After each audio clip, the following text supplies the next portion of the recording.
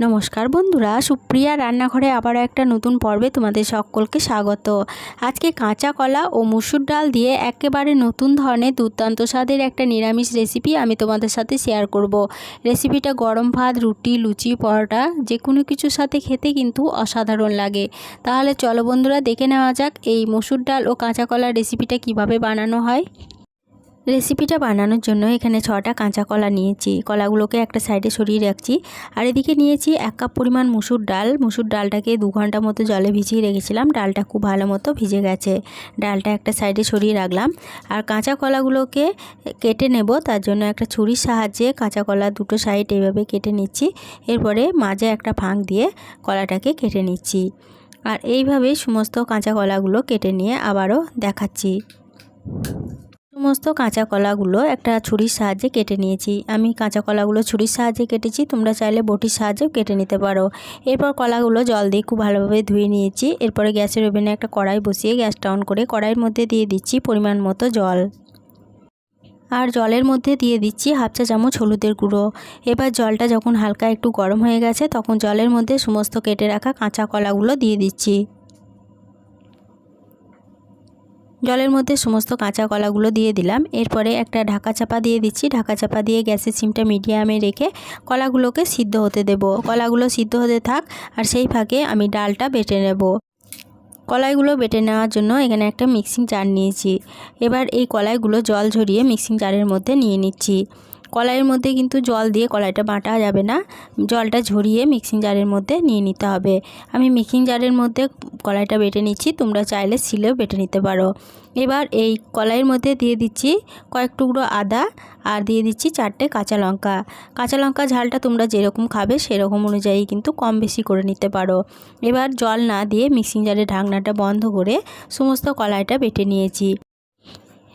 এবার এই বেটে নেওয়া কলাই একটা সাইডে সরিয়ে রাখছি। এদিকে কলাগুলোকে 5 মিনিট মতো সিদ্ধ হতে দিয়েছিলাম। 5 মিনিট পর ফিরে এসে ঢাকা চাপাটা খুলে নিয়ে কলাগুলো ভালো মতো সুসিদ্ধ হয়েছে কিনা একটু চেক করে নিচ্ছি। কলাগুলো খুব ভালো মতো সুসিদ্ধ হয়ে গেছে। এবার গ্যাসের সিমটা বন্ধ করে কলাগুলো কড়াই থেকে নামিয়ে বেশ কিছুক্ষণ রেখে কলাগুলোকে ভালো করে ঠান্ডা করে নিয়েছি। এবার কলাগুলোর খোসা ছাড়িয়ে নেব। আর এই কলার খোসাগুলো কিন্তু আমি ফেলে দেবো না, কলার খোসাগুলো দিয়ে অন্য একটা রেসিপি বানাবো। এইভাবে সমস্ত কলার খোসাগুলো ছাড়িয়ে নিয়ে আবারও দেখাচ্ছি। সমস্ত কলার খোসাগুলো ছাড়ানো হয়ে গেছে। এবার এই কলাগুলোকে হাতের সাহায্যে খুব ভালোভাবে মেখে নেব।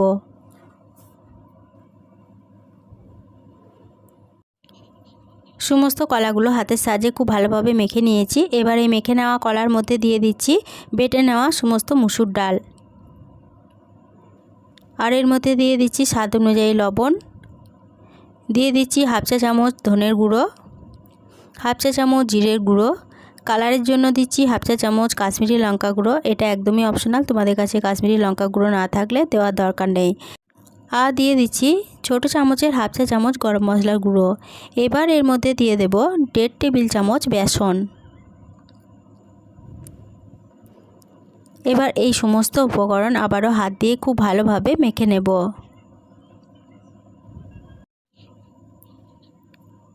সমস্ত উপকরণ হাত দিয়ে খুব ভালোভাবে মেখে নিয়েছি। এবার এটাকে একটা সাইডে সরিয়ে রাখছি।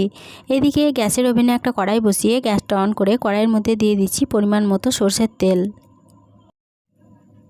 তেলটা যখন ভালোভাবে গরম হয়ে গেছে, তখন তেলের মধ্যে মেখে রাখা মুসুর ডাল ও কাঁচা কলাটাকে এইভাবে হাতের মধ্যে নিয়ে লম্বা লম্বা করে শেপ দিয়ে নিচ্ছি। আর এইভাবে শেপ দিয়ে আমি তেলের মধ্যে দিয়ে দেব। আমি এইভাবে লম্বা লম্বা করে শেপটা দিয়েছি, তোমরা তোমাদের পছন্দ অনুযায়ী শেপটা দিয়ে নিতে পারো। এইভাবে শেপ করে নেওয়া 5টা কোপ্তা প্রথম ব্যাচে আমি দিয়ে দিলাম।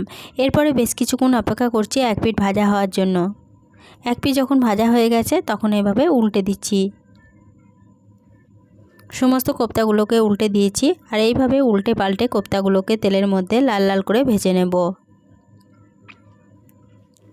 কোপ্তাগুলোকে উল্টে পাল্টে তেলের মধ্যে লাল লাল করে ভেজে নিয়েছি, এর বেশি আর ভাজবো না। এবার এই কোপ্তাগুলোকে তেল ঝরিয়ে তেল থেকে তুলে নিচ্ছি। প্রথম ব্যাচে সমস্ত কোপ্তাগুলো তেল থেকে তুলে নিয়ে বাকি কোপ্তাগুলো একই তেলে একইভাবে ভেজে নিচ্ছি। সমস্ত কোপ্তাগুলো ভাজা হয়ে গেছে। এই অবস্থাতে এই কোপ্তাগুলো খেতে কিন্তু দারুণ লাগে, কিন্তু আজকে আমি এটাকে রান্না করে নেব। তার জন্য যে তেলে কোপ্তাগুলো ভেজেছিলাম সেই তেলের মধ্যেই দিয়ে দিচ্ছি একটা বড় সাইজের কেটে রাখা আলুগুলোকে এইভাবে ডুমো ডুমো করে কেটে জল দিয়ে ভালোভাবে ধুয়ে নিয়েছিলাম। এবার এই আলুর মধ্যে দিয়ে দিলাম সামান্য পরিমাণ হলুদ গুঁড়ো দিয়ে আলুটাকে একটু নেড়েচেড়ে নিয়ে এর মধ্যে একটা ঢাকা চাপা দিয়ে দিচ্ছি। ঢাকা চাপা দিয়ে আলুটাকে 5 মিনিট মতো ভাজা হতে দেব। 5 মিনিট পর ফিরে এসে ঢাকা চাপাটা খুলে নিলাম।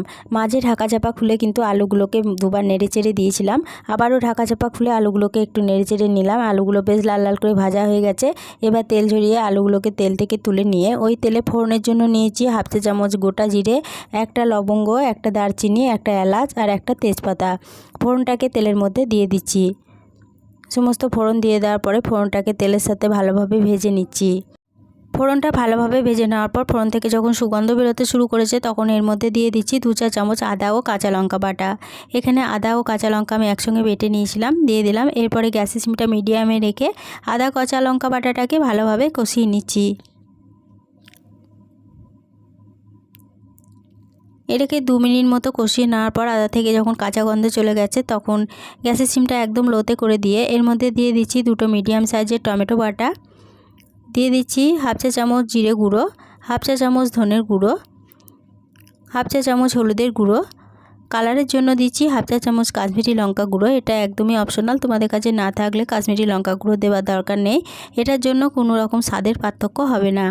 দিয়ে দিচ্ছি খুব সামান্য পরিমাণ ঝাল লঙ্কার গুঁড়ো। ঝাল লঙ্কার গুঁড়োটা তোমরা যেরকম ঝাল খাবে সেরকম অনুযায়ী কিন্তু কম বেশি করে নিতে পারো। এবার এর মধ্যে দিয়ে দিলাম খুব সামান্য পরিমাণ জল। গ্যাসের সিমটা লো টু মিডিয়ামে রেখে সমস্ত মশলা ভালোভাবে কষিয়ে নেব।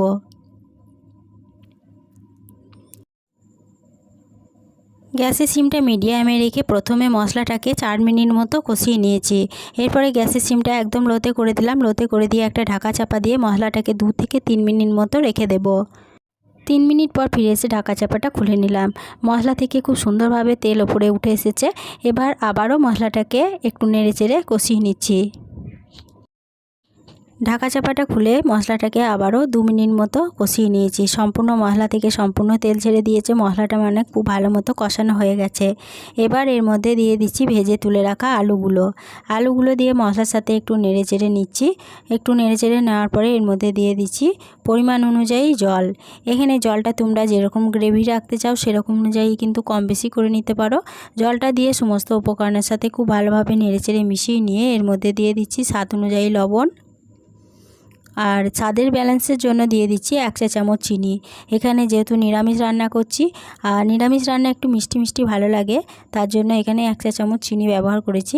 চিনিটা ও লবণটা সমস্ত উপকরণের সাথে ভালোভাবে নেড়েচেড়ে মিশিয়ে নিয়ে গ্যাসের সিমটা মিডিয়ামে রেখে এটাকে 2 মিনিট মতো ফুটিয়ে রান্না করে নেব।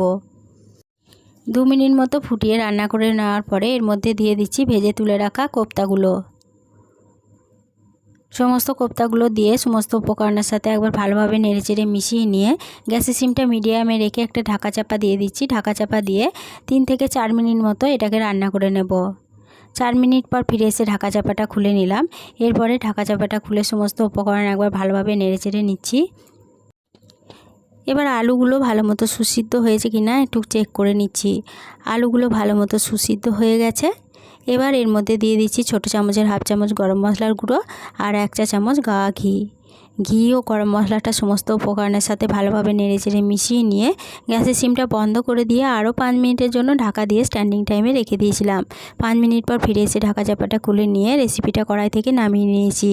গরম ভাত, রুটি, লুচি, পরোটার সাথে রেসিপিটা পরিবেশনের জন্য আমার একদম রেডি হয়ে গেছে। আজকের রেসিপিটা প্রথম থেকে শেষ অবধি দেখার জন্য তোমাদেরকে অসংখ্য ধন্যবাদ। ভালো লেগে থাকলে ছোট্ট একটা লাইক দিয়ে এরকম নতুন নতুন রেসিপি পেতে প্লিজ আমার চ্যানেলটা সাবস্ক্রাইব করে আমার পাশে থেকো। বন্ধু বান্ধব সকলের সাথে শেয়ার করে দিতে ভুলো না প্লিজ। আজকে রেসিপিটা কীরকম লাগলো কমেন্ট করে জানাতে ভুলো না। আজকে এই পর্যন্তই ছিল, ফিরে আসবো আবার নতুন কোনো রেসিপি নিয়ে।